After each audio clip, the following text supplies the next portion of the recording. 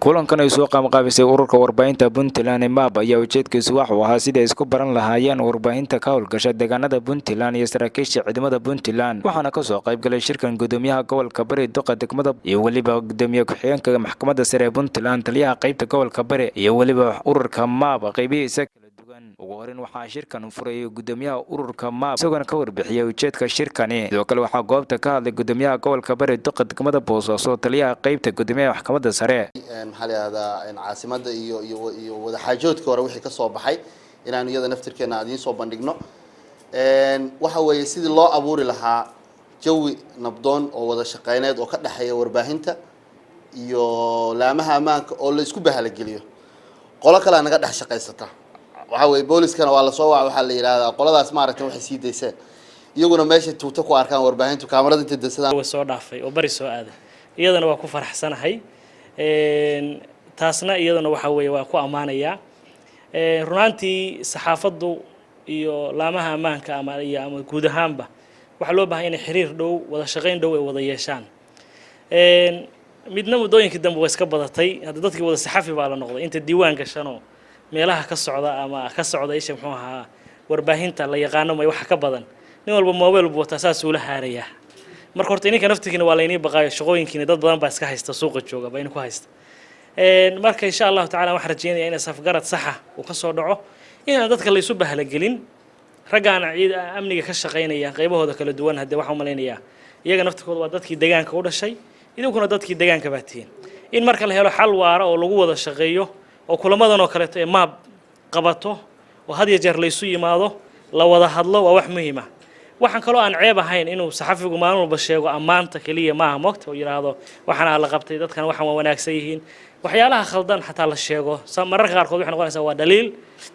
dadka mas'uuliyiinta aan wax ka sababaysaa in la saxo marka wixii daliil oo la sheego Soomaalida Puntland iyo ugu dhimaya iyagu isleen wax ugu dhima laakiin waxba uma dhibi karaan hadal qof yiri iyo hal TV oo hadlay macna ma sheegayso gudoomiyaha waa ku amaanaya sababtoo ah wuxuu sheegay ayn sane bointiyada iyo waxay ku qaldan yihiin inuu gudoomiyaha saxaafadu sheego aad bay muhiim u tahay sababtoo ah asaga qareenkii u ahaa hadda wax kale hadii la sheegi lahaa ninka noogu horeeyo telefoonada loo soo diri lahaa weeye hadduu dhaliishooda sheego aad baan ugu amaanay iyada laakiin waxaan leeyahay universal sharciga la tigsan doonaa ma ahaanayso hadal iska yiri iyo ambaareen kaliya sharcigu wuxuu ka wada marinaya qofka saxafigaana sharciga la marinaya sideedaba sharci baa lagu kala baxaya Puntland hay'adaheedu sharci dejin iyo fulin iyo kulli waa kala leedahay marka iyada sharciyadaas lagu dabaqayaa qof sharciga ka weyn ma jirto ama madax ha noqdo ama ha noqdo saxaafad ama shacab saraakiil baa noo xiriiran askar baa xiriiran waxay xiriireen sharciga qofkii ku gafo waa la xiriiraya saxaafaduna la mid bay noqonaysaa wax badan badin mayo waxaan rabaa detailku waa badan doona ilaa baritu waa socon doona laakiin waxaan leeyahay dhanka saxaafadda qof walba inuu mas'uuliyadiisa qaato qofku isaga mas'uuliyadda qaadanaya waxa weeye annaga haddaan askarta iska amarro waxay doonaan ma sameyn karaan sharciga baa xakameynaya iyo mas'uuliyadana saaran saxaafaddana waxaan leenahay aynsanow shirar badanaa laga rabaa saxaafaddu sida gudoomiyaha degmadu sheegay dabcan waa jiri ka dhaca saxaafaddu hadda waxay noqotay boorso yar oo la iska sii qaato marka dadaanba ku jirin saxaafadda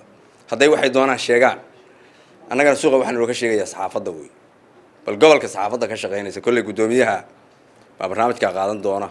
inay diiwaan gashaan inuu gobolka yaali aad bay muhiim u tahay laakiin in habeen gaari intuu ku soo galay de wuxuu doona iska qoraya hadduu yimaado dabcan su'aasha u horeyso aan dhahayno waxay dhahay war saxaafadda maxay xalay soo qoreen bala Allah ku riday waa dhahayna laakiin waxaan uga jeednaa waa inay leeyihiin barnaamijkooda saxda ah oo lagu yaqaan gobolka ka shaqeynaya wixii kale oo soo diraysan gobolada kale ka imanaya sida aad u timo kale marka waa inay gobolka iyo degmada iyo qaybta waa inay wada soconaa sababtoo shaqayna ka wada dhaxaysa xeerarka inoo degsana way ku dhaqmaynaa anu saaka waxaan inii sheegayaa ama saxaafad noqda ama ciidan aan ahaano sharciga qofka ka mid tahay saxaafadda oo garan karnaan waa gudbiyaha xadaaradda dalka waa ka qayb qaataha ammaanka arrimaha bulshada wax walba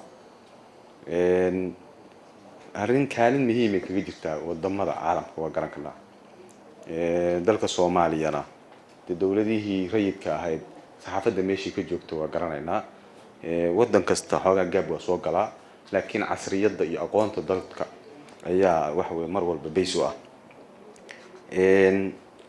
saxafiyiintu saxafiga waxa la yiraahdo madax banaan laba la eedeeyo waxa la yiraahdo garsoorku waa madax banaan saxafiyiintu waa madax banaan garsoorku waa madax banaan hadii waxa doona sameeyo ma saxafigu waa madax banaan markii la yiraahdo waxa doonta sameeyo xoriyatul qowlku wuxuu leeyahay limit buu leeyahay hala rabaa maadaama mihnadii astaan qaran aad tahay oo dalka aad rabto dalkaaga inaad u shaqeyso waxa rabaa dalkaaga wixii muhiim ah inaad sharciyeyso haddii dhaliil tahay inaad sharciyeyso haddii ay ama horumar iyo wanaag tahay inaad sharciyeyso ay u baahan tahay sharcigaas muxuu yahay xeerka saxaafadda waxa kuugu qoran inaad raacdo xeerka saxaafadda jira nidaam la raaca jira nidaamkaaga inaad raacdo aad had gudbin hadda waa la kala wareegaan u malaynayaa waagi hore saxafiyiinta la jira hadda Facebook ya aadaya ya hebel meel ka baxay la garanayn